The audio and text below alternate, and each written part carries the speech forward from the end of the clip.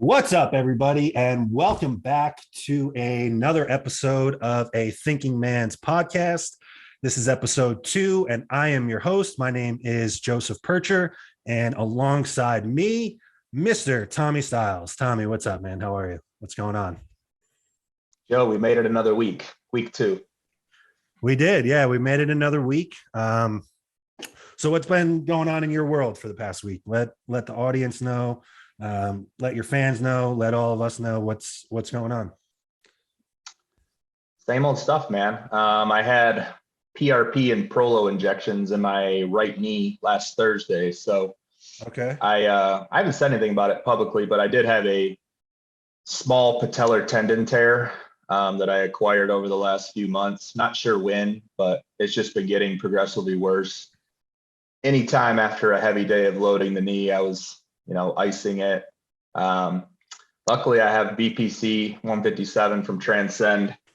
That has probably been holding the tear together from getting worse. But a lot of my friends, Dusty, Matt Kafora, a couple of my other training partners, they've had Prolo and PRP injected into tears and injuries and arthritis and all sorts of stuff. So I kind of knew I'd graduate to that at some point with just the wear and tear from training. I've been training 18 years. I was a firefighter, played baseball over the nation. So I haven't been kind to my body, and I don't plan to be. That's how I want to live. So I got that done Thursday. And the way that works is they're actually inducing inflammation to trigger the body's immune system to repair it. And then the PRP is what basically I repaired a tear in a weekend versus over a long duration of time. So I lost a ton of mobility from Thursday to Saturday. I could barely walk.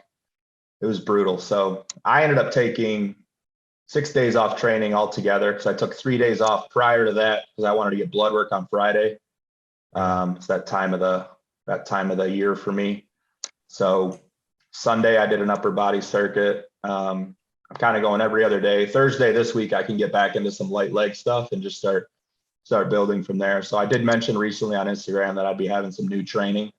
That was kind of highlighting this. I knew I'm gonna have to change up my leg training a little bit. I'll still get back to banging some heavy iron, but it's gonna be a progressive approach, more of a hypertrophy focus, maybe just a lot of different things than you've seen me do. So I'm not gonna bore you with it now, but that's what's going on out in Arizona. Right on. So a couple questions.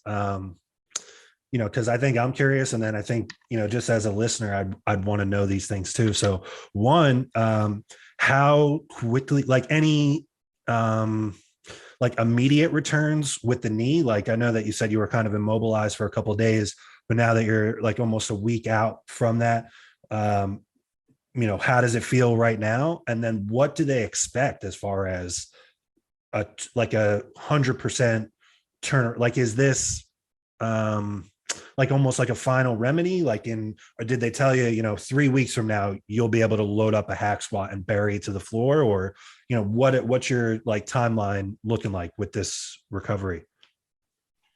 So the doctor that did it, and I had talked to her, and I'm talking to you now about potentially getting her on as a guest at some point, just to hear about, because she can give you a lot better insight on what Prolo and PRP does for bodybuilders, powerlifters, strength athletes all over, and just the population in general. It's kind of an untapped market. But as far as recovery, she told me to take 2 weeks off of leg training.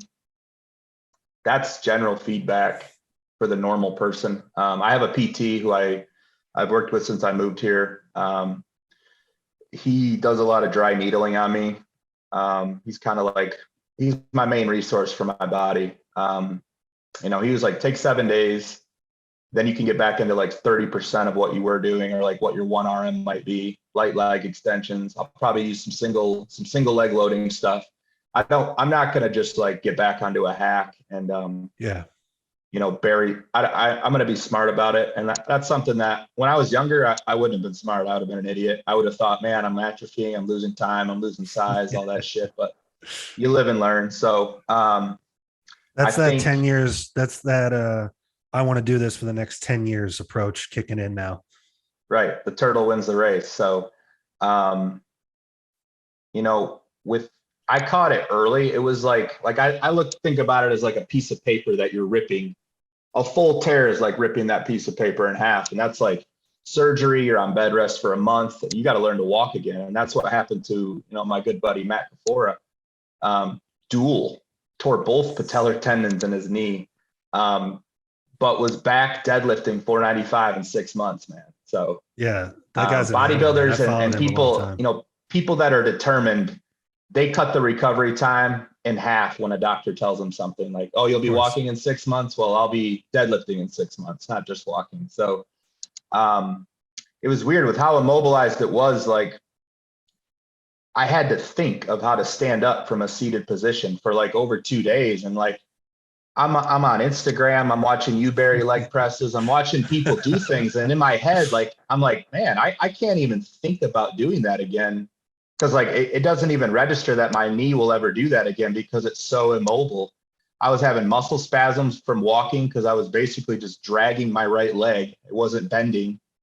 And then every day it just like, man, I'm 20% better. Man, I'm like, I can get out of bed quicker. And like, now I don't have to think to get out of my car. I don't have to think to like stand up off the toilet. Like, I can just do it. Man, that is a wild turnaround, man. Science is so wild. Like, that's such, Yeah. you mentioned like that's kind of like an untapped area within our field.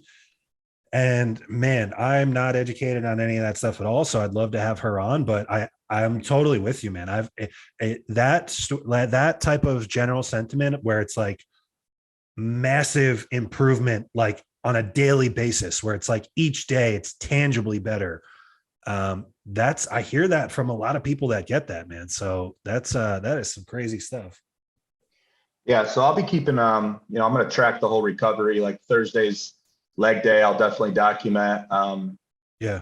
But it was weird. Like, I have a recliner that I sit in, and for 3 days I couldn't recline it with the right leg. So it'd be like mimicking a seated leg curl. Couldn't do it. Right. Last night, Right. I just decided, I was like, this ends now. Like, this pain is mental. Like, it became a challenge for me. I was like, I'm just going to do it. And I did it, and it was fine. Yeah. And then even today, like standing up off the toilet, I was like, no more. I'm not going to baby this thing. I'm not going to shift to the left. I'm just going to spring up. And I did it.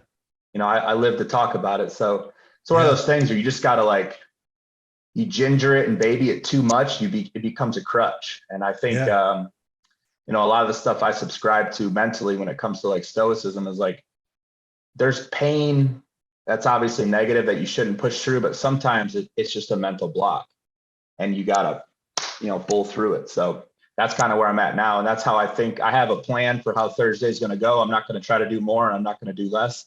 I'm going to go in there, get better, and then build on it for the next session. So I'm going to document it because, like, I'm sure you get it too. Like, man, you get injured, you almost get that sense of anxiety, like, shit, I'm losing ground, I'm not getting better. Sometimes you have to take a step back, rebuild yourself stronger so you can, surpass where you ever were.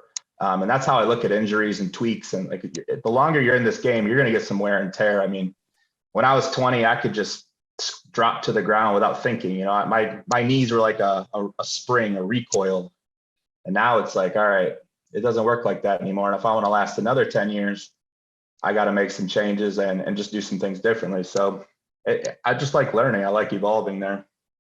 Yeah. I mean, that's, it's a shitty part of this whole journey, but like you said, if you're in this long enough, injuries and how you deal with them, mentally I feel like it's a part of this journey. Like bodybuilding, I feel like is a long-term journey towards self-mastery, both the physical and the mental. And it's like, you cannot reach your most fulfilled self in either aspect, mentally or physically, if you don't go through some of these different adversities. So yeah, I mean, we'll definitely be following along as well. And like you talked about, that's that maturity coming to light where it's like, I don't need to go in and bury a hack squat right away. There's so many tools, that you can provide stimulus with that we know work at this point, where whether it's maybe even something like a BFR band on the quads or something, where it's like they've shown that you can use lighter loads with this band and bring those lighter loads near failure, and it's a pretty adequate stimulus. So it's like in a pinch like that, that might be something that is pretty viable in this situation, actually. But yeah, man, excited to hear that you're kind of on the mend and things are rolling around quickly. So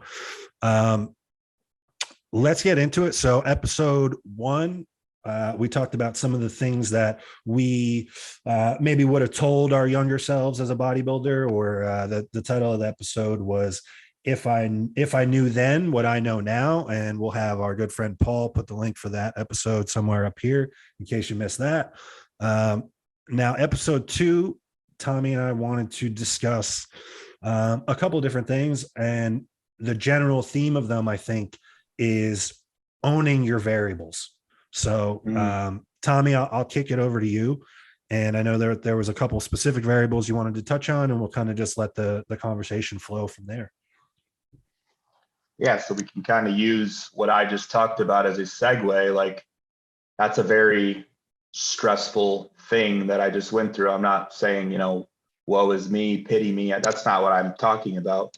What I mean is, how do you respond to stress? Because stress, bodybuilding is stress. You're putting your body through stress and then you recover and you grow. That's the training. The stress on the gut from the eating and pushing the calories higher and higher. There is stress from PED use. There's inflammation. There's life stressors, relationship stress, job stress. Everyone has different amounts of that based off what you do, your individual variables that come into play. So, as a coach and as someone who's very involved in philosophy, how we respond to stress dictates a lot of our progress. And it can help progress, but I think what we're talking about today is how you react to stress in the way that it hinders progress. So let's just, some examples we can use that a lot of people, coaches in general, can kind of relate with is like, let's talk about relationship stress. There's nothing that will hold you back from making progress in the off season or a prep if you're in relationship and your intimate relationship stress and or your personal relationships, family, friends, anything along those lines. So how do you react to it? What do you do? For me, it's just become a zero tolerance policy. If you do anything that takes away from my goals, you are gone. You are cut. There's not even going to be a conversation about it. I'll just naturally drift away from you and you'll stop hearing from me. Again, that sounds callous, that sounds harsh, but kind of like we talked about last week when it came to cheat meals and like others expecting me to join in on social eating occasions. Like, no, if it doesn't benefit me and my goals, I won't do it. Like, we have a very short amount of time on this earth. So I want to be doing the things I want to be doing with the utmost, ability. And if I'm stressed because of someone else's shit, that's going to take away from my goals. So I'll kind of kick it to you, and I know I've had personally, I could speak that I've had prior relationships that have taken away from my bodybuilding progress, that in the time I was just in the thick of it and I couldn't think like I'm thinking now. And that's what led me to this callous way of thinking, is like, if you take away from my ability to achieve my goals, you won't be in my life the next day. Yeah, I'm sure everybody that's going to watch the YouTube video is going to just watch my face, just smiling the entire time as you're talking about that, and have an idea. I did just hear you on a podcast recently mentioning that. So yeah, obviously that resonates with me big time. I was on the J3U podcast. That's what you're referring to. And this was one of the things that we talked about. We were discussing, like, just in general, kind of trying to optimize different things, surrounding your contest prep, and relationships is definitely a big one. Like you said, you mentioned, your intimate relationships, but your family and your friends and all that stuff. I hear you. And every relationship, the people that you work with, the people that you see at the gym, all of these different things, they all play a role. But the biggest one is going to be your romantic relationship, or who you choose kind of as your partner. And it's a very, very important decision that you make, because that person is either going to be the reason that you achieve everything that you wanted to and more, or they are going to be the reason that you didn't achieve what you hoped to. I was just listening to, I think it was last night as I was getting ready for bed, I was listening to It's Just Bodybuilding with Scott, Ron, and Dusty. And someone asked about something like this, and Dusty put it excellently. He said, it took me too long to realize, but at some point I realized that every single person in your life is either a net positive or a net negative. Nobody is breaking even. So you are either pulling me up or you're keeping me down. And like you said, the zero tolerance policy thing, man, that's such a thing that comes with age. I know there's going to be some younger guys and gals that listen to this, and it's tough. Like you said, you get in the thick of it. Your romantic relationships when you're younger seem to just have like a little bit more hysteria about them, and like everything is so amplified, like it's do or die. Every fight, everything that comes up is like super heightened. But as you age, I think, and you see different people and you're in relationships, they kind of can teach you what you don't need or what you don't want. And man, there's just nothing that that could be a more dramatic push in either direction than that person that you choose to be with. I said this, I'm going to steal a line that I used on the J3U podcast, but this is something I used to say to somebody that I dated at the time. And it was like, I used to say, like, all of this shit that I'm trying to do, I'm working full time at the time. I was at like a corporate 9-to-5 job, where I wore a suit to work every day. I'm commuting like an hour each way. I'm putting this penguin suit on every day, coming home, going and training, doing 2 cardio sessions a day. And then on top of all that, I got this person screaming in my face about God knows what. I'm like, all of this shit that I'm trying to do right here is hard enough. If you supported me 100%, it's hard enough. Never mind me having to fight against you and then go do my cardio and my training and get through the workday and all this stuff. So, long story short, rant aside, those relationships are super critical, that you're very selective about who you spend all that time and energy on. And, in terms of stress, that can be such a huge positive or negative. Like, this is a stressful lifestyle, and forget it. When you get into a bodybuilding prep, especially if you're enhanced and you're talking about some of these chemicals that you might be using, your brain chemistry is going to lend you more towards stress. So you have to be with somebody that helps alleviate that for you. Because if you're with someone that magnifies or amplifies that stress, I'll say it bluntly, you have zero chance of presenting the best version of your physique if you have one of these relationships going on in the background. Mm-hmm. So that's just one aspect of it. I know there was some different things you wanted to touch on, but I think the zero tolerance policy, if there's any takeaway, we're like 15 minutes in, I think. If there's any takeaway that someone pulls from this, if you hear this and it resonates with you, it reminds you of your situation, think about it very simply. Everyone that you're with is either making your life better or making your life worse. Determine what each person is and have a zero tolerance policy about it, like Tommy said.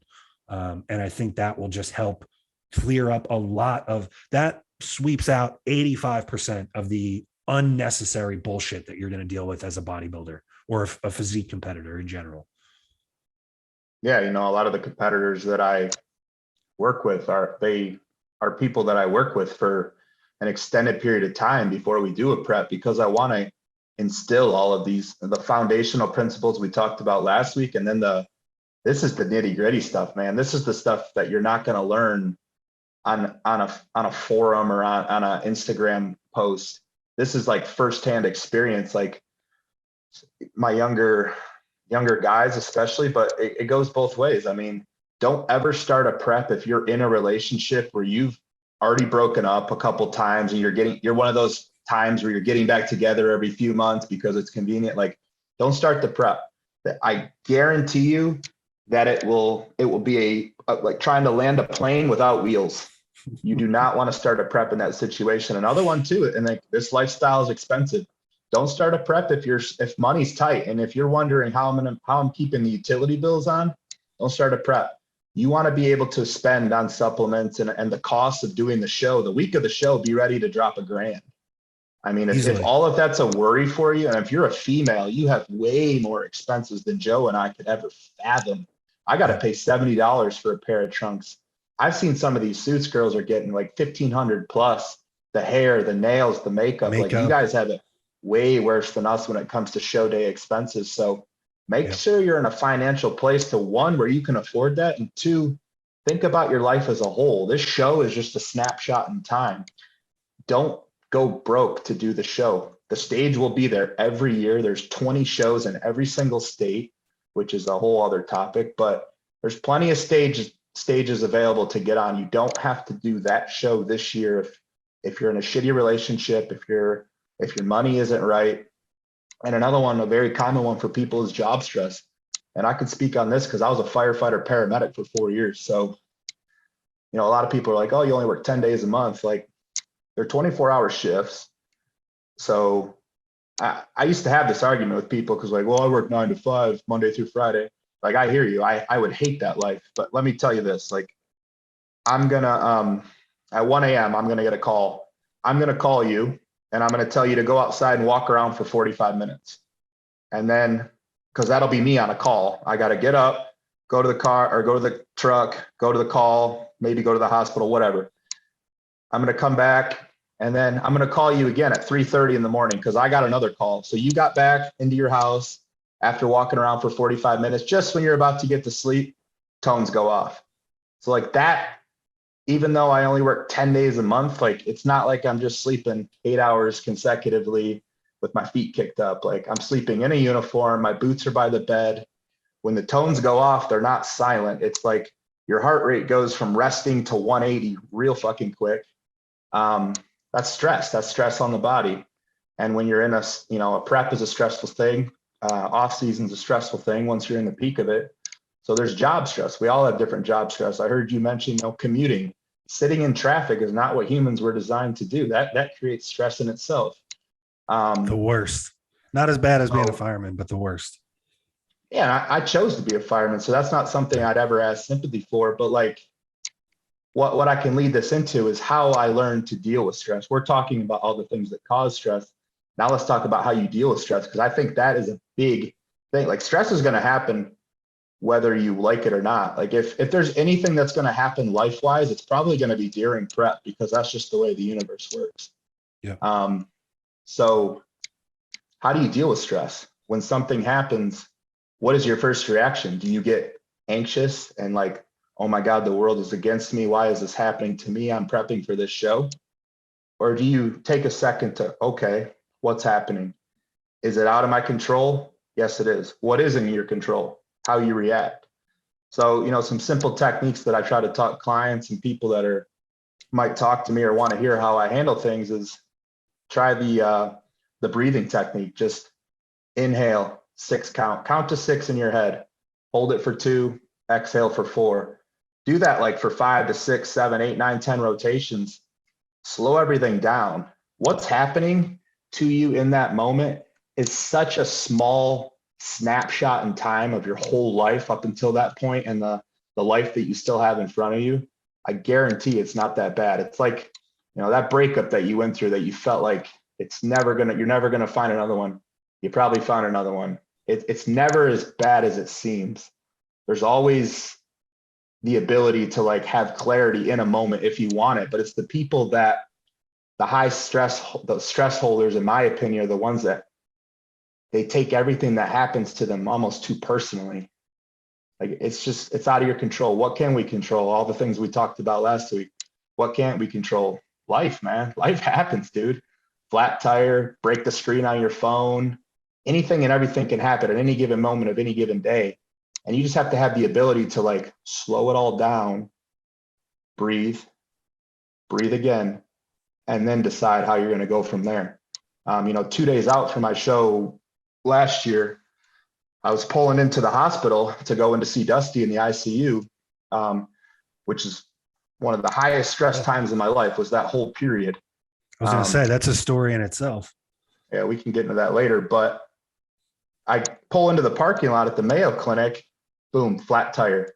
I hear it hissing as I'm pulling into a parking spot, like 48 hours out from a show. I got to be tan the next day. What do? I breathe, look through my phone. Flat tires are as common as, the sunshine in Arizona. So there's all these like businesses that have started for roadside tire repair. I find one, call them. I set up and I was like, I'm going to go in the hospital for 4 hours. Can you be here at 7:30? So they could be there at 7:30, $80 cash, handled. I never lost my cool. I never thought, why is the world against me? I didn't let my heart rate elevate to the moon. I took it, it happened like that, and I dealt with it like that, like it was supposed to happen almost. And I think when you reach that, showed me like, man, everything I got going on, I'm 2 days out from this show. Like, if you can just maintain calmness. And I learned that as a firefighter, like, that's where I learned all my critical thinking. Like, you have a lot happening if you're in a house fire, like you're on your knees, you can't see, you have to control your breathing or you're going to drain your tank. I was already a bigger guy anyway. You're going to drain your tank in 6 minutes and be useless to your guys. So you have to be able to slow down your breathing. That's the first step I tell people. Slow your breathing down. Whatever you're dealing with, if your breathing is controlled, you'll process it better and you'll handle it better. Yeah, that was man, I'm sitting here taking notes because I'll be honest, I'm one of these I think I've said this to anyone that's like followed my content along. I'm definitely someone that wears my heart on my sleeve. So learning this stuff has been a learning process for me. Whereas for you, you were kind of metaphorically and physically kind of thrown into the fire and forced to like, Right. hey, you need to figure this out and troubleshoot this right away. It was a little bit of a slower process for me. Being that type of like emotional person, I can be very high stress. I can be very high when things are good. I can be very low when things are bad. So it's been a journey for me to kind of learn which things require which responses. And the first thing that I was going to mention that totally, like, no exaggeration, changed my life was breathing practices. So I've heard about the one that you mentioned, or even for me, there's two that I use. So it's like I go completely nasal breathing. So only in and out of the nose. And I'll do 3-second inhale, 2-second pause, 3-second exhale, 2-second pause, 3-second inhale. So I'll use that as just like a general rhythmic calming. But do you find yourself doing this during training between sets too? During my set, that I've learned, it's carried over so much so to the point that I'm not intentionally trying to be calm about it, but other than like my last 3 or 4 reps on like that deep Cybex you see me doing or something, I pretty much do all my breathing nasally. Like I can control it all to where the cadence is just controlled and done nasally. But if I'm just like cannot get my heart rate down, like if it's something that kind of just jolts a response out of me, I have found this technique. So I'll take 2 big inhales consecutively through the nose without exhaling. So it's, and then exhale out of the mouth, like a full on big belly exhale out the mouth. And that immediately, I don't know if it's, I don't want to quote the wrong guy, someone much smarter than me. I got that from someone much smarter than me. It might've been Andrew Huberman Lab podcast. Yeah. So that, I think that immediately puts you in a calmer state, something like that. And then you asked about training too. Once you have kind of a control, like your breathing controls everything. Your entire response is controlled by you controlling your breathing. Like you show your body firsthand, if you can control your breathing, like I'm in control here. Like there's nothing that's going to come up that's going to get this body out of my control. So then once you can kind of harness that for, like calming, like I just said, it carries over to your training as well, because there's times that I can like really get myself into like a heightened state of readiness just with my breathing, not thinking about anything emotional or, not thinking about, I want to prove this person wrong, or my last stage placing wasn't what I wanted, like stuff like that. Just from breathing, I can elevate my heart rate to where it's like, I'm ready to go do some crazy shit in the gym right now. So yeah, I think just in general, just, beside it starts, I think, with the breathing as something like, if I'm listening to this and I'm a high stress person, or maybe I over respond to things that maybe don't require such a stressful response, what can I take from this and apply to my own life? Just learn how to breathe and calm yourself down. I think that's a big one. And then, it's, we talk about some of off air, we talk about some of the experiences we have helping people or coaching people. It's amazing to me how, and I tell people this, I say like, hey, I need to know, as part of my check-in chart, I have like a daily reflections column where I want to hear about your day. If you had a fight with your girlfriend, I want to hear about it. If you got stuck in traffic, I want to hear about it. But at a certain point, I'm using that chart to pull a level of self-awareness out of you. Like if I hear every day about your shitty relationship, at what point do you look at your own chart or look at yourself typing this every single day? Fight with my girlfriend got pissed at me for no reason. Fight with my girlfriend, couldn't get down meal 6 because of it. Like at what point do you look at your chart and say, hey, this relationship really sucks and I need to get out of this? So stuff like that, I think, the breathing is a big one. And then just getting rid of people that don't add to your life. If people are pulling from you more than they're filling you up, you got to get rid of them. And one last thing I want to add is, coming from that J3U podcast that I did, we talked about this off air. But I didn't get the full outline of how he does it, and I'll have to talk to him separately. But Luke Miller is a coach, and he mentioned like a tally system that he has his clients use. I think in terms of like when they feel either down or stressed, some type of negative response to something that happens within their day, they keep a tally of it, which I think is just brilliant. And shout out to Luke, because that's incredible. Because it's easy to get through a whole day and then try to reflect on it and think, generally today was okay. But if you get to that point and you go to chart your stuff at the end of the day and you look down, and like you said, Tommy, you look down and you have 18 tallies. It's like, oh shit, my entire day was filled with stress and craziness. So, kind of ranting here, but I think that level of self-awareness can go a long way to where you identify how high stress you are as a person. And then you can start to put some of these things into action, whether it's breathing, or meditating, or some of these different things, just to kind of ground you and get you back to your center. I think your overall perspective on things plays a big role too, because that's what starts the reactionary process. So, a client of mine, long client, 2.5 years, trying to get, she can follow the plan. She doesn't miss meals. She loves to train. She's all about the process. Already done a show. Now we're trying to take the next step and like, all right, we need to work on some basic stuff as far as, honing in how you respond to stress. Because if you want to take a jump to the next level, that's what it's going to require. Is like, this is a 24/7 operation now. Every decision you're making is potentially hurting you or helping you. So I think it starts in the mind. Like, if I ask someone, how was your day at work? And the goat is like, oh man, it was a fucking shitstorm. Like, you want to know about my, like, man, I like to think about it like, if I'm slammed, well, I make my own schedule. So if I'm slammed, I made myself slam, but I don't ever want to think like, man, I'm so slammed today. I'm planting seeds for excuses. I'm planting seeds for that's negative self-talk to me. If I'm saying like, hey man, I got clients 8, 9, 10, 11 and noon. I'm going to knock all those clients out. I'm going to give them the best personal training possible. I'm going to get my meals in at this time, and this time, because that's going to set me up to get all my meals in by the end of the day. I'm going to make sure I'm drinking my water all day long. Like I have that conversation with myself every single day in so many different fashions.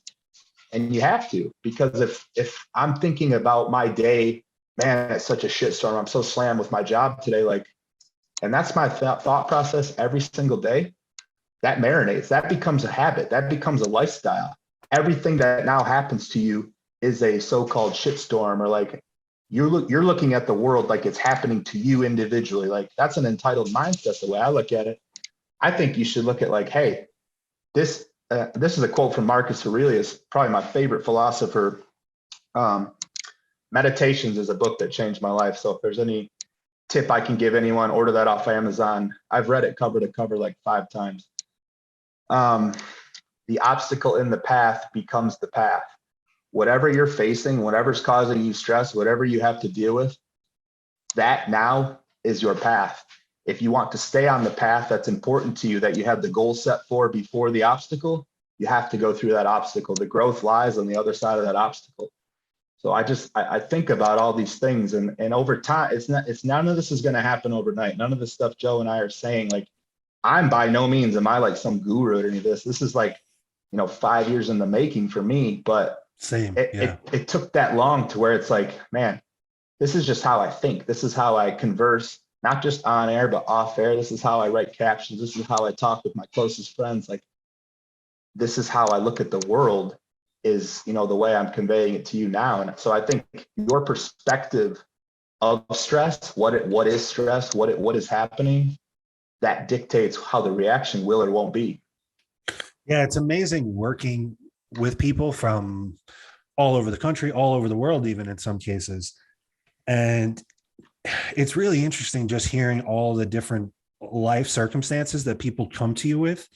And then it's even more incredible the variance in how they respond based on those things. I have people that from the outside and from the perspective that they share with me, they got their ducks in a row, pretty nice. And their daily reflections column is solely based on the stress and the negative things that are going on. And then, I have clients, I have one guy right now that is going on, dealing with a really like messy divorce, and kids are involved, and he just had to move, like stuff that would give you stress just reading it as an outsider. I'm stressed every time I read this guy's update. And then I'll talk to him or see like just the way that he kind of talks about it or explains it to himself. And it's like, he's like, this happened, but all in all, I would say it was a good day. I managed this well. And, it's like, here's somebody in this crazy stressful scenario and they manage it great. And then here's somebody that from the outside looks like they have things that are lined up pretty well, and all they can talk about is the things that stress them out, or, the negatives. So I'm with you. That kind of, I think you used to call it like self-talk. I think that's a huge part of it. One of the phrases that I kind of repeat to myself sometimes, especially if something, I don't want to say negative, but something that maybe I initially perceive to be negative, my gut reaction is like, oh, this didn't go the way that I wanted it to go. I try to repeat to myself in those moments this phrase that life happens for us, because you mentioned earlier, like there's people that like life happens to them all the time. It's like, oh, this happened to me, and this happened to me, and this happened to me, and it's like, I think a positive shift on that would be that life happens for us. Like, I'm going to probably butcher this, and I appreciate the patience from anybody listening, but there's like this old adage where it's like, something with a Chinese farmer and his horses, where he has one horse, and the horse runs away, And everyone in the village comes to him and they're like, "Oh no, I'm so sorry to hear about your horse. That's terrible." And he says, "Well, maybe." And then the next day, that horse comes back with 10 other horses. And everyone comes to his house and they say, "This is incredible. This is amazing. Congratulations." And he says, "Well, we'll see." And then the next day, one of the new wild horses breaks the leg of his son, right? And everyone's like, "Oh my God, this is awful. I can't believe this." He's like, "Well, we'll see." And then the following day, all the people from the military come around and they're vetting people that they're going to take to war. And because his son had a broken leg, he gets skipped. So it's this kind of ongoing thing. It kind of helps illustrate like this point that life happens for us. So that's something that has, all this like guru stuff, and like even like I know like some of the breathing exercises can even sound kind of gimmicky, but as far as like takeaways that someone could hear from this and put into their own life, I think just having that perspective that life happens for us. It's corny, I get it, and it's kind of along the same lines as life. Everything happens for a reason, but it's amazing that it's amazing the momentum that something like that can create for you mentally when you feel like things are starting to happen for you, even if it's perceived to be negative. "Oh, I didn't get this job." Okay, but then 3 weeks down the road, a different job offer comes in and it's the best job you've ever had in your life. Like, these things happen for a purpose. So that's just one little corny spiel that I think could help anybody that's listening. Because I know things happen and it feels like, holy shit, I can't believe this happened to me. And that's just life. There are going to be some things that even after you look back in hindsight, you're not going to be able to rationalize or say, "Hey, this was for the better that this happened." But I think generally trying to find that perspective in things will definitely help with stress. And then another, topic that kind of plays into all this that I wanted to touch on too, is sleep, because I think it's probably the most undervalued piece of everything that we do. Everyone wants to ask about drugs. Everybody loves to go into the gym and train. For the most part, most people know that they have to eat their food for their goals. Most people know they need to be hydrated. And I think most people know they need to sleep, but they don't prioritize it with the same tenacity that they prioritize their training or their food, or God forbid they missed a shot or something, right? So what has your experience been with sleep coming from that kind of volatile schedule background that you had, in the fire department? I know that it's not great for you right now, but what, if anything, do you have that you can share with the audience that may help? And then anything that you've seen as a coach, like, any remedies or things that you've seen from clients in terms of improving or prioritizing sleep. Yeah. So, man, full transparency. Personally, I am horrible when it comes to sleep. I got put on Ambien when I was 18. Quickly learned I don't like that drug or anything of that nature from a doctor, pharmaceutical wise. So, a lot of the stuff you said on that J3 podcast, and just, I think I heard you even on one of your Q&As, and just, I've heard different people. Like, I can be honest, I've never made a sleep routine. I've never made sleep a priority. I have always been wound, like, man, 10 o'clock hits and it's like it's like my second day starts. I can work, I can do life is just beginning. Some people, it's like night at the museum. That's Tommy's brain. It's just like, man, I'm alive. Let's work, man. Like, it's not, there's times where I'll fire up a podcast at 1:30 in the morning just because I'm like, I can pay attention to this. I can take something from this. Now I do get my sleep. The fire service did contribute to the poor sleep patterns.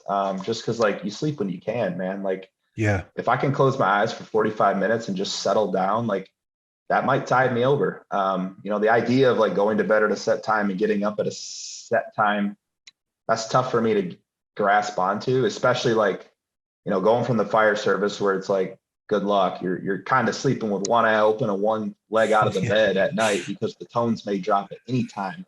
And then going from like, my this is a different episode, obviously, but like my exit from the fire service wasn't planned. I just was like, I quit. Done with And it. then Yeah. had to figure, I started hustling, and that became, anytime my eyes are open, I got to be working. So that survival mentality was in play for the next 4 years. Moving to Arizona, like I said, I would, bodybuilding came first, and all I did around that was hustle till my eyes bleed and make enough money to make, pay the bills and keep funding bodybuilding and my dream and chasing everything I'm chasing. So I've never been willing to sacrifice my goals or my pursuit of them for sleep. And I know sleep is needed. I feel my body has a check engine light, and it lets me know, like, hey man, you're not going to get any further right now without shutting your eyes. And like I told you the other day, like I do nap, like That was what I was going to, I'll jump in and disappear say from for like anybody, 1 to 4 if I can, yeah, because like that a nap is my body telling me like you need sleep and you need it now. And it's one of those things when you wake up, you're like, oh shit, what day is it? The sun was up when I took a nap. Now the sun's down. Like, did I miss a client? And I'm like, oh, I'm good. But by no means am I a model for how you should do things. Stuff I've told clients is like the same things I need to do. Set a sleep routine, Sure. Get off the phone, get off the screens, get off the Netflix. Do something like reading a book, slowing down your mind. Yeah. Problem with me, man, is like, I'm just so hyper focused on my goals and progression that I almost get like, I look at it like, man, if I sleep, I could, like, some of my best ideas have been at like 2 a.m. and I got little notepads all over that I write I was going to down say, you got to ideas and just things jot to them do. down and go back to sleep. Yeah. So there's definitely a lot of improvement for me to have there. I don't feel my sleep has ever hindered my progress. I'm sure it has to some degree, but also like, because I've become so aware of my check engine light and like when it's just time to go down, I go down. I've made it work. It is something I'm actively working on improving, putting a system in play, making a contract with myself, just like I do everything else. Yeah. Biggest thing with clients is just, you have to identify how much you need. Like, how much can you get versus based off your lifestyle? I mean, it's hard to sell someone sleep 8 hours if like, maybe they're working 3 jobs and they have a kid and like the hand they're I was going dealt to won't say, allow them to sleep 8 hours. maybe they have a newborn or something like you. Yeah. Anytime I help somebody and they got a new baby in the house, it's like, fuck, man, like we may need to, some of the other variables that are going to pull from that recovery budget.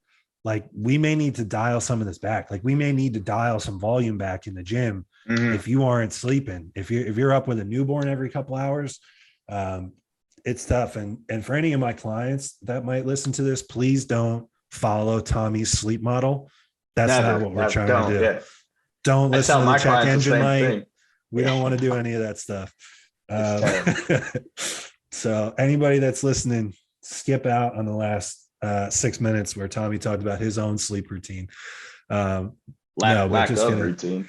Yeah. No, but hearing that, I think it does make sense. Like I feel like a lot of people either fall into one of two categories. Like they have a good sleep routine at night, or they're somebody that like it's lackluster, but then they also live a lifestyle that facilitates a pretty good nap in the middle of the day.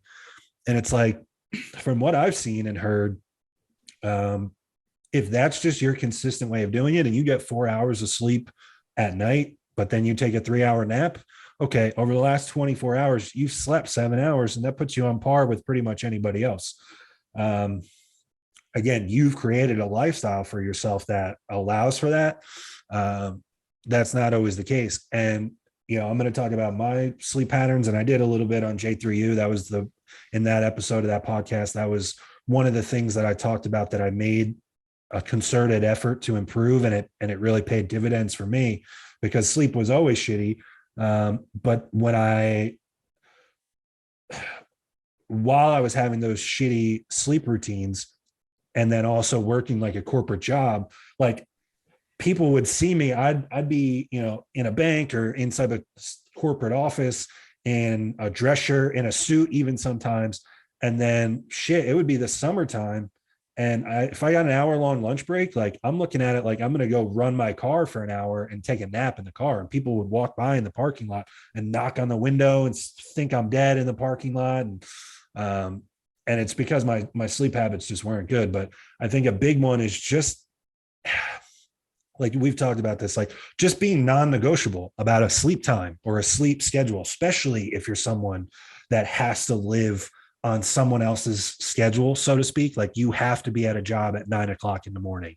Um, if that's the case, and that's most people, then guess what? You have to be in bed at a certain time. The same way that your job is non-negotiable to you about when you start, you need to be non-negotiable about your sleep time with yourself, because that schedule isn't changing. That 9 o'clock start time isn't getting any further away.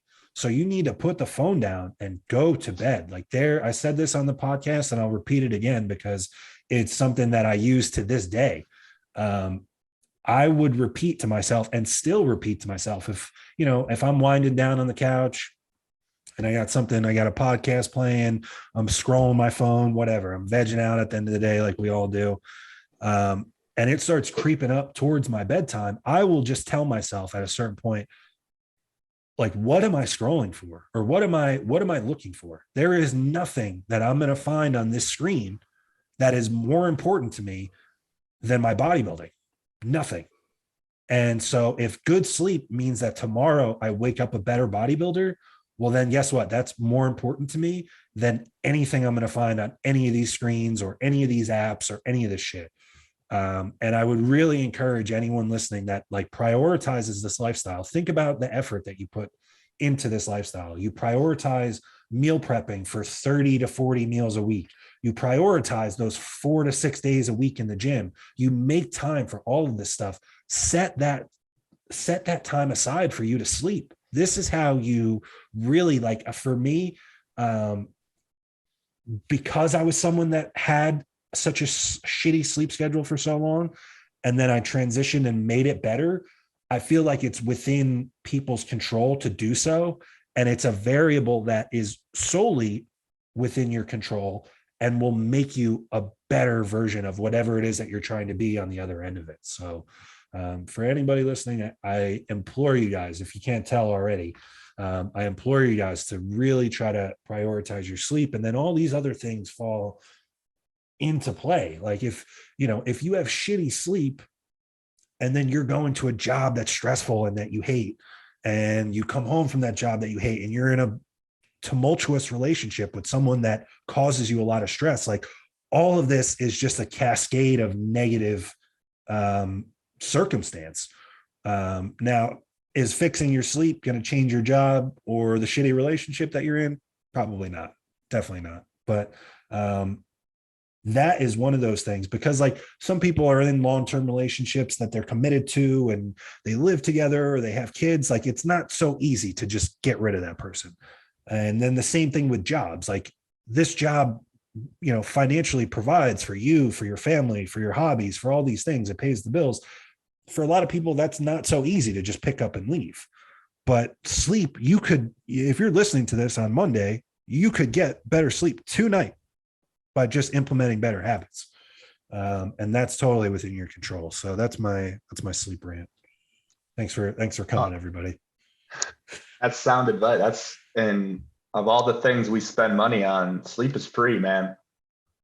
Free 99. That's free. That's a free PED right there, dude. Honestly, like the physiological changes, good sleep to bad sleep. Like we're talking about anywhere from 10 to 25 points on a fasted blood glucose reading. We're talking about anywhere from 5. I'm pulling this out of thin air right now, but I saw it somewhere 5, I think, to 25% cognitive ability. Good sleep to bad sleep. Like there's a big physical difference with our body on poor sleep versus good sleep. So like you said, it's free. It doesn't cost you anything. You can be in bed tonight by 9:30 and get great sleep and feel like $1 million tomorrow. I think, are you, my situations, I'm just someone who my sleep demands just aren't great. Right. I do think there's individual variance. Like, no, of course. For whatever reason, my body, I don't need And it's even gotten better when I reduced training from 5 days a week to 4. Then it's like, man, I got 3 off days where, yeah, I'm gonna do cardio, abs, mobility, all that, but I'm definitely napping on my off days. Like I have contracts with naps. Like, it's like, all right, I'll nap as long as I need to. And then the work I need to get done will get done, but maybe I can stay up later because I had uninterrupted, no alarm set. I just slept, let my body decide when to wake up. I do that every week. So I think that's how I'm able to, to recover and do everything I do. Like my blood work, blood pressure's in control, inflammation markers are good. So I do take all my health supplements, which I think plays a big role too. For sure. But the thing you said about like, it brought this to my mind, like simplify things. Like, me doing what I did, quitting my job without a plan, and then me moving to Arizona without a plan. I've had I don't want to say like everyone wants to know because I'm not that impressive, but a few dozen people. We want to know. Tell us, baby. We want to know. A few dozen people over the last few years have been like, how did you do it? Why did you do it? All these things. And it's like, yeah, I mean, we even saw a comment. We had somebody, a client of mine, Levi, commented on episode 1 of our podcast and was like, hey, I would love to hear from you guys how it is that you transition from working a full-time job to coaching full-time. And right away you comment on it. You're like, dude, I don't know if you want to hear or follow my process, because it was not the textbook way to do things. So please enlighten us.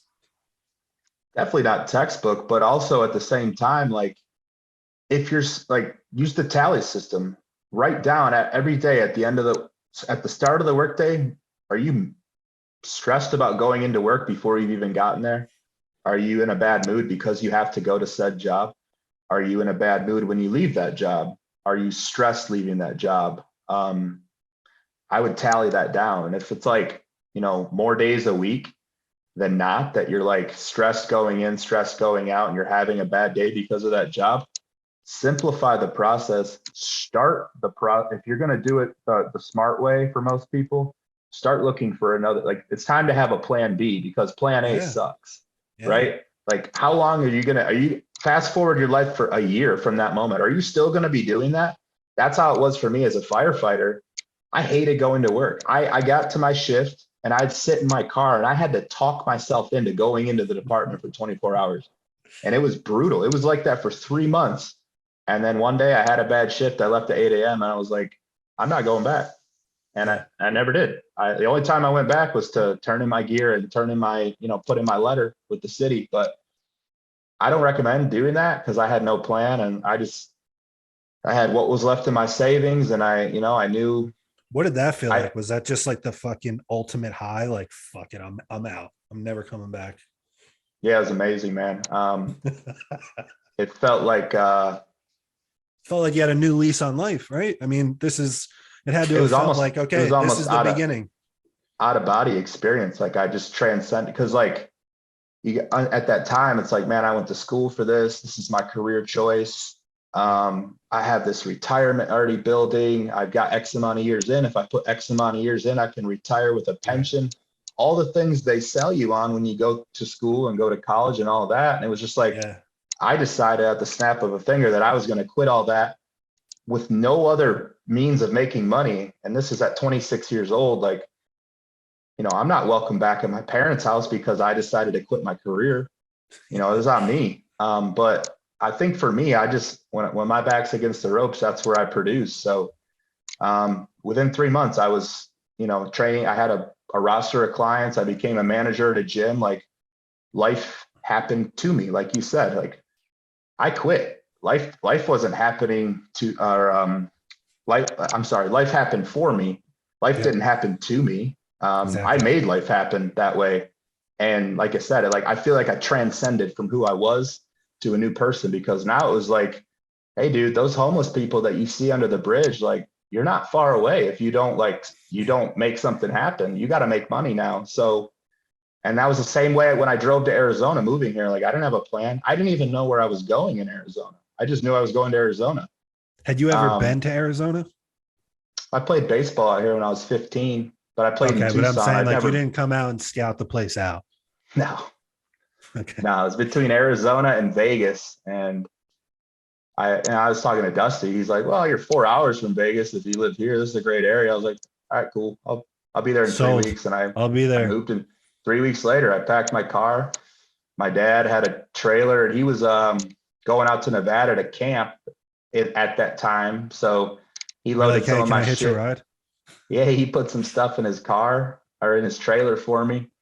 I loaded my Equinox, and as soon as I hit the Indiana border, man, I was like, I'm never coming back. I knew it right then. Like, I was like, I'm never coming back. This is the most liberating, like, into the wild moment I'll ever have, is like right here, right now. You know, I got my car so packed, like I don't even have room to drive. Yeah. Um, but it was like, it's all a choice. You know, Yeah. everything, I could have stayed a firefighter and been secure and made money, but Yeah. how long was I going to sustain hating everything about life, going to that job every shift?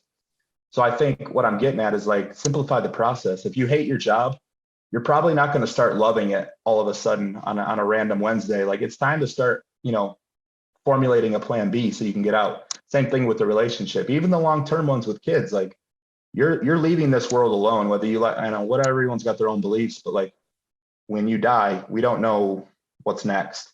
You're going to be by yourself at that moment. So I think about that a lot.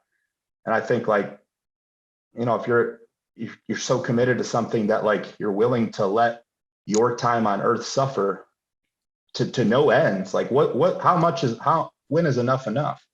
So I think at some point, like I just said with the job, like, there has to be a plan B. There has to be, like, all right, if it's a tricky, messy situation, because I've seen that too, like with kids and divorces and all that, like, how can I start the process of making it happen? If it's that bad. If it's just a normal relationship, like, man, just cut it. Like, wake up Right. tomorrow and decide, like, I'm done. Good luck. Yeah. Move This on. isn't serving me. This isn't serving you. I'm out. Exactly. And Yeah. it's not a bad thing. It's like it's maturity, and it's evolving. It's transcending to your higher self, who you're supposed to be. So I think I think a lot of people, we are the causers of our own stress. And I know that for myself in the past. Like, nothing that's ever happened to me that was quote unquote bad is because of anybody else. It's because of decisions I made to get me to that point. So when I started thinking like that, that made me more self-aware. Every decision that you're making, like today's decision, could mean what happens in 6 months. You know what I mean? Like, it's a sense of self-awareness, and like, I don't want to put myself in a position that will take away from my goals. So I don't make decisions in the present that will do that. And I think that's a huge thing when we talk about how to react and stress management, is what's causing stress? Am I the cause of my own stress? Like, sometimes you got to have that heart to heart, look yourself in the mirror and say, like, Right. I got to get out of my own way. Like, it came a point for me, like with my own bodybuilding progress, where it was like, and Dusty actually told Scott McNally this, who told me, like, Dusty probably never realized this would get back to me when it did. He's like, Tommy could be a great bodybuilder. He just has to get his personal life under control. And when I heard that, I was like, that's it. I am sabotaging myself because of my personal life. It's nothing to do with being able to follow a plan or train. I love training, man. I'll train till the day I die. It's Yeah. nothing to do with the X's and O's in bodybuilding. It's my personal life. And that included my job, that included relationships, that included all the things we've talked about this whole episode. So at some point, you got to get out of your own way if where you want to go is higher, right? So I think that's a lot of what we're talking about, is just being introspective, man. You got to spend some time getting inside your own head and understanding what's going on. And then from there, write that shit down. I write a lot. I'm not saying like keep a diary, but just write whatever comes out, put it on paper. It'll get out of your head, and it will make a lot more sense at least. So that's another tip I would give, is, write out your thoughts, even if it's just a bulleted list, things you want to do, things you're done, things you're not going to put up with anymore from yourself or others. I think, starting with writing is a good step towards creating a plan to instill change. Yeah, it's a great point, and I'll say it straight out. I call it a journal, but I keep basically what is a diary. I have a specific note in my phone, and I started doing this when I was preparing to move from Jersey to Texas, because I'm like, this is the beginning of an entirely new chapter in my life. Like, it not only a new chapter, but it felt like this is the start of a different book. Like, I'm closing this book and starting another one. So I need to document some of these thoughts and some of the things that I found, and this can be excellent for people in contest prep. I have found that journaling, it allows you to talk through it with yourself, because you're putting it like on paper, so to speak. Like, you have to verbalize your own thoughts. It forces this process. It's almost like you're talking through it with yourself, where it's like you almost start negotiating with yourself as you're putting it on paper. You're like, man, actually, that wasn't that stressful, or that isn't that big of a deal. Like, you start to talk through and work through the issues that maybe you kind of romanticized in your head a little bit. Like, you had made the point about like getting out of your own way. I have found in my own experience coaching and helping people, there's a lot of people that are like addicted to drama, I think, and addicted to like some of these like volatile situations. And man, these very same people can be people that nail the X's and O's of bodybuilding. They train every day like a machine. They hit all their meals. They may even get great sleep already. But if you're like in this like overly heightened, stressful situation, like you said, going through like portions of your day where your fucking heart rate is 140 and your blood pressure is through the roof, like, you're not putting that food and all that effort to work. Do you think it's an addiction to fight or flight? Like, you need to be go, go, go. And that's what, like, when you said that, I thought like, man, some of the most high strung people that I know they're militant robots. They don't miss when it comes to executing the plan, but their crutch, their Achilles heel is like, they're stuck there. So those people, maybe they're people who do very, very well in a prep because it's work, work, work. There's a lot more required of you, posing, all these different things. Off season, like, you need to be able to rest and digest a lot more, stay in parasympathetic state in order to grow. And people that are high strung are going to have a hard time doing that and seeing the bigger picture. So that's an interesting, thought that you bring up, like addiction to fight or flight. And I think a lot of our habits dictate that or worsen it. Like, how many people bang a gram of caffeine a day without even like realizing it? You know what I mean? That's one thing. Like, for as little sleep as I get, there's probably 3 days a week I have 0 caffeine. And then on training days, I never go above 175. So that's one thing and it's normalized, dude. People will tell you their caffeine doses. I get intake forms back from people that I'm onboarding as clients, and it's like, list out your caffeine intake, and it's like 16-ounce coffee to start the day, bang energy drink midday because I started to fade at work, and then a fucking psycho pre-workout that's 475 milligrams of caffeine, and you tally it at the end of the day, and it's it's a gram of caffeine. And then this person wants to track that they have a hard time falling asleep. I don't know why. I have a hard time sleeping. Oh, no fucking kidding. You're taking 1,000 milligrams of caffeine a day, but you don't know why you can't sleep. I think I could probably fucking figure it out. Caffeine to wake the dead. Yeah, that's enough to put a horse under, dude. Like, I'd be dead if I took 1,000 milligrams of caffeine. No, I think it's and we're not, before this podcast, Joe and I talked about ruffling feathers, and it's like, one, if your feathers are ruffled, maybe that's because what's being said is true. That's how I had to get past some of my own shit, was look myself in the eyes in the mirror and say, Tommy, you are the cause of the problems right now. Right. So I think if you're someone and you can identify through some self-awareness techniques that you are high strung, understand that that's not a negative. That's just the hand you are now dealt. That's a genetic trait, just like anything physical. So how am I going to play it and still win? Exactly. You know what I mean? How am I going to take the fact that I'm a high strung individual? Maybe I'm neurotic. Maybe I compartmentalize and internalize every single thing that happens to me. All right, I've identified that that's what I do. What's the next step? So rather than looking at it like it's happening to you, look at that like now you have that self-awareness that it's happening for you. Turn that negative trait into a positive trait and win with it. I Yeah, think harness that's it. yeah, harness it and then release it into the good, right? Like I used to play Yeah. baseball with this kid. And you could have a 10th batter and only play 9 in the field or whatever at some of the tournaments we went to, and he was always 10th. One tournament we played, there was no 10th batter, so he was a good enough hitter that we still wanted him in the lineup. We kept him 9th, or we put him 9th, and he was like pissed. He's like, no, fuck that. I'm the 10th man. That's my fucking spot. Like you skip that number 9 and put 10. Like I'm batting 10th. The point I'm telling you is like he owned that. Like that 10th Yeah. spot was his.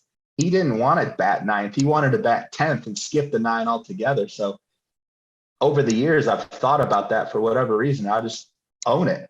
Whatever you got going on for you, own it. It doesn't have to be a negative if you choose not to make it a negative, right? So again, That's it all such a comes back typical to baseball player perspective. move. That's such a typical baseball player. What a neurotic maniac. Yeah.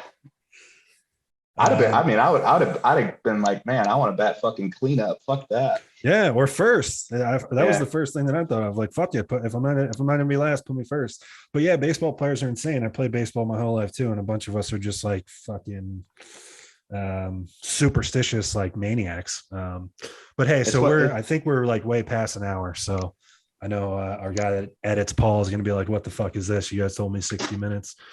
I'm gonna get a timer. So why don't we do our quick shameless plugs and let's get out of here. So what do you want to, you have, because we didn't do any of this the last time. So, coaching, your website, sponsors, companies that you're affiliated with, hit me with it. Yeah. Well, I mean, the first and foremost, like, comment, share, subscribe, ring the bell. We're going to be coming on YouTube every Monday. We're on audio platforms now. There was a little bit of a rough patch to get through. That's my fault. Sorry, everybody that listens on Apple. Not your fault at all, dude. Life happened for us, right? So it did. Yeah. Coaching, stylesstrength.com. All my codes for Mutant, Transcend, and Leviathan Nutrition will be in the box below on YouTube. I'm not going to say them out loud to you. That's redundant, but I'll turn it over to you. Yeah. So coaching wise, you can, the link will be below, but it's also the J3 coaching link will be in my Instagram bio as well. And that's a really interesting value that we offer our clients, because you're not only getting my coaching services, but John Jewett also oversees the entire operation. So it's kind of like you have two sets of eyes looking at you. So that's pretty interesting. And then besides that, so J3 Coaching, J3 University. I recently had an episode on the J3U podcast. And then I sell some shirts. So if you want merch, that link will be below and is also always in my Instagram as well. So for Tommy Stiles, this is Joseph PIRCHER, and we are a Thinking Man's podcast. This was episode 2, and we are out.